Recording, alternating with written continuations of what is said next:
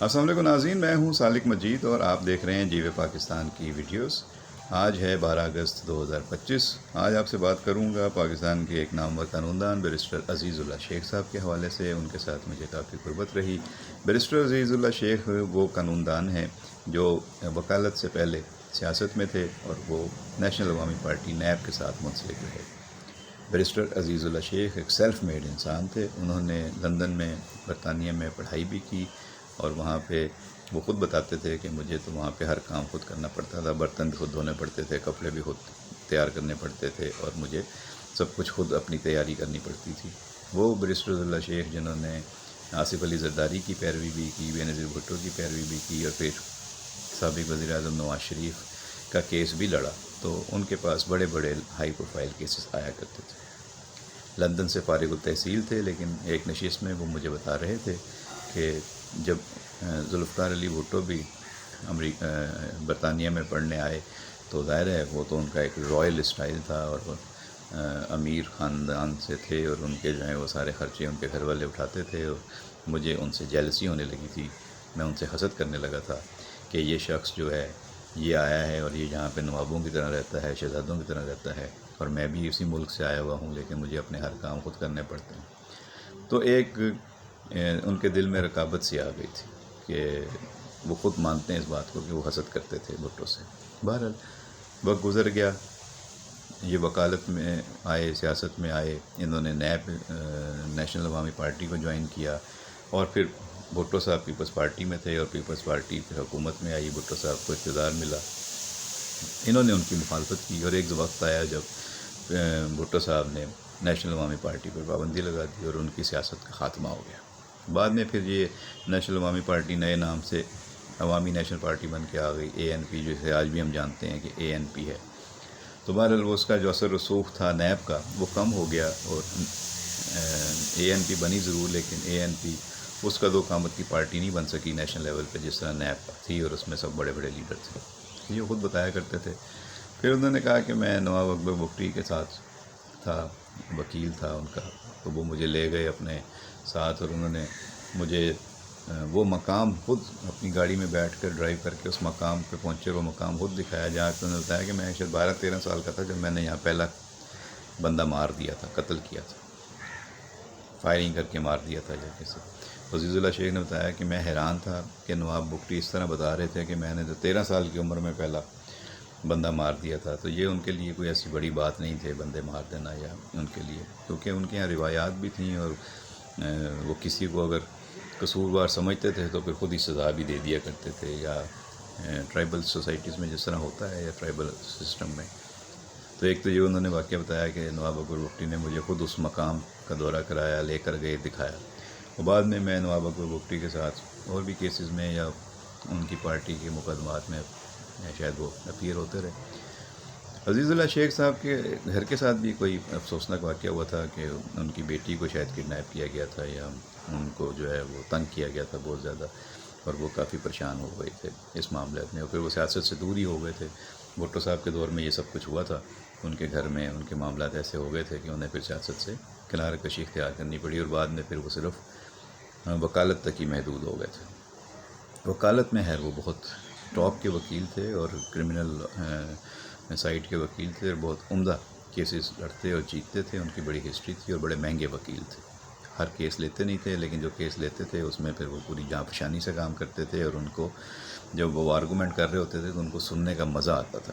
Junior وکلا ان سے بہت ساری رہنمائی لیتے تھے اور وہ بڑی تیاری کر کے آتے تھے۔ وہ ہائی کورٹ میں اکثر صبح وہ عدالت شروع ہونے سے پہلے پہنچ جاتے تھے، میں بھی سندھ ہائی کورٹ میں ان کی وجہ سے پہلے آ جاتا تھا، پھر صبح وہ تھوڑی سی چہل قدمی کرتے تھے، میں بھی ان کے ساتھ چہل قدمی کرتا تھا۔ ایک دن انہوں نے مجھے بتایا، کہنے لگے، میں ان کے پاس چیمبر میں بھی جایا کرتا تھا، تو بتانے لگے کہ میں نے ایک نتھیا گلی میں ایک لیا ہوا ہے اپنا گھر، اور جب میں چھٹیاں ہوتی ہیں موسم گرما کی تو وہاں پہ چلا جاتا ہوں کچھ دنوں کے لیے، اگر تم نے بھی جانا ہو تو مجھے بتانا، میں تمہیں نتھیا گلی کا بنگلہ ہے وہاں پہ میں کہہ دوں گا، تم چلے جانا۔ خیر میرا تو جانا نہیں ہوا، لیکن انہوں نے مجھے یہ ضرور کہا تھا۔ پھر ان کی جو وائف تھی وہ آسٹریا کی تھی، آسٹریا ایک ملک ہے، ویانا آسٹریا، بڑا مشہور ملک ہے، تو وہاں سے ان کی وائف کا تعلق تھا، تو ان کی شاید صاحبزادیاں ہی تھیں، اور بیٹا نہیں تھا، تو وہ ان کے ساتھ ہی کراچی میں رہتے تھے. پھر انہوں نے ایک شفٹ کر لیا تھا، یہ جو پرانی برٹش لائبریری ہوا کرتی تھی اس کے پاس نئے فلیٹس بنے تھے، تو وہاں پہ وہ شفٹ ہو گئے تھے. وہیں پہ انہوں نے اپنا چیمبر بنا لیا تھا. اور انہوں نے اپنی گاڑی بھی ایک اسپیشل قسم کی لمبی گاڑی رکھی ہوئی تھی، جس میں پیچھے پورا ان کی گاڑی میں جو ہے وہ یہ جتنی بھی عدالتی بکس ہیں، پی ایل ڈی کے کیسز کی ساری فائلیں ہوتی تھیں، وہ سب اس میں آ جایا کرتی تھی. اور ان کے جونیئرز بھی ان کے ساتھ ہی ٹریول کیا کرتے تھے. اور کافی ان کے جونیئرز نے بھی نام بھی کمایا اور وہ آگے بڑے اور بڑے وکیل بنے. ان میں فیمیل بھی تھیں اور میل بھی تھے. ظاہر سب انہوں نے ٹریننگ کی اور بہت اچھی طریقے سے انہوں نے اپنے جونیئرز کو ٹرین کیا تھا.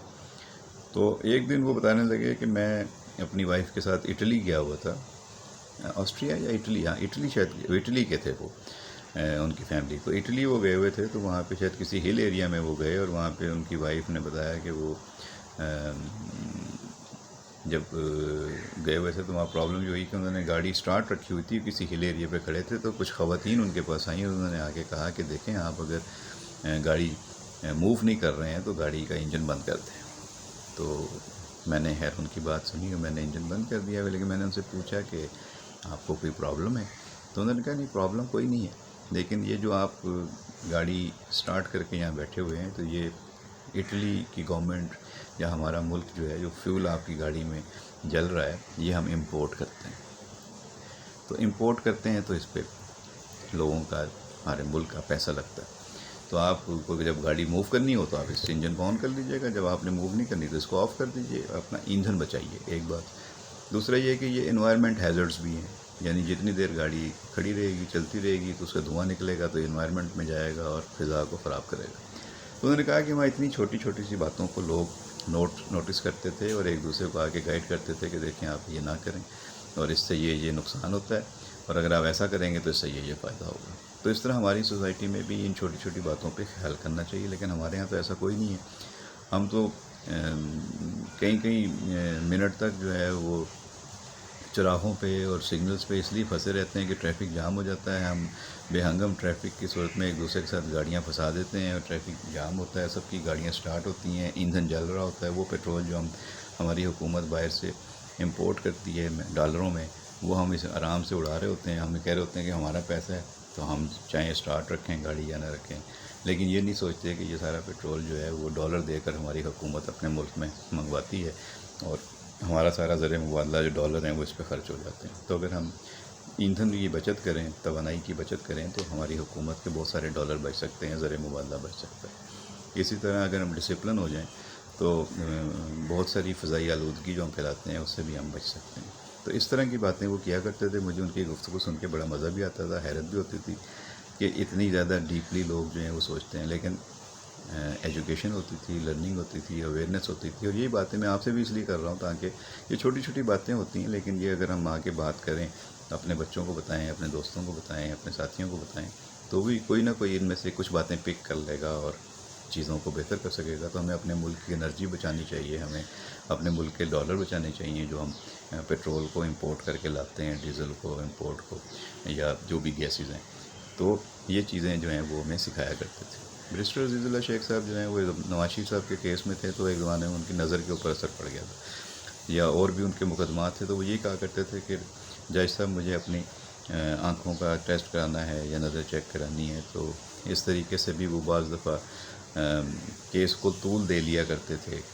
یہ پتہ نہیں یہ جینون طریقہ تھا یا ان کا ایک انداز تھا کیس کو طول دینے کا، کہ جب وہ دیکھتے تھے کہ کیس کسی بند گلی میں کھڑا ہو گیا ہے اور ان کا کلائنٹ کسی مشکل میں ہے، تو وہ اپنے ہیلتھ ریزنز کو بھی اس میں شامل کر لیتے تھے اور پھر کیس کی لمبی کارروائی جو ہے وہ چلوا لیتے تھے. اور اس دوران وہ اپنے کیس کے لیے مزید ایویڈنس وغیرہ جمع کر لیتے تھے، یا چیزوں کو اس طرح مزید ٹائم گین کر کے عدالت میں اپنا کیس مضبوط کرنے کے لیے چیزیں پیش کرتے تھے. تو یہ نہ صرف وہ کرتے تھے بلکہ اور بھی وکلا کرتے ہیں. لیکن ان سے یہ سیکھنے کا موقع ملا تھا کہ اگر اس طرح آپ بند گلی میں کھڑے ہو جائیں اور آپ کے پاس ایویڈنس آنے میں بھی ٹائم ہو، یا آپ کے پاس گواہ آنے میں ٹائم ہو، یا آپ کے پاس کچھ چیزیں جمع کرنے میں ٹائم ہو، اور آپ کو اپنے آرگومنٹس کو تھوڑا سا طول دینا ہو اور وقت چاہیے ہو، تو پھر جب آپ کو جینون طریقے سے ریلیف نہ مل رہا ہو یا ٹائم نہ مل رہا ہو، تو پھر آپ کو ہیلتھ ریزنز کی وجہ سے بھی ٹائم گین کر لینا چاہیے. اور یہ وہ انہوں نے کر کے دکھایا اور ان کے جونیئرز نے یہ سیکھا. اور بھی بہت سارے وکلا نے یہ کیا. تو آصف زرداری صاحب کے کیسز کو طول دینے میں یا بہت سارے اس میں ٹائم حاصل کرنے میں اس طرح کے وکیلوں نے بہت محنت کی. یہی ہم دیکھتے تھے فاروق نائک صاحب بہت عمدہ دلائل دیا کرتے تھے, شہادت امان صاحب ان کے ساتھ بہت عمدہ دلائل دیا کرتے تھے. تو یہ بھی چیزیں کسی وقت ہم ڈسکس کریں گے کہ ان کے کیسز کو کس طرح طول ملتا تھا, کس طرح ریلیف حاصل کرتے تھے اور کس طریقے سے پریشر جو ہوتا تھا مختلف مقدمات میں اس کو ہینڈل کیا جاتا تھا. تو آج ویڈیو لمبی ہو جائے گی.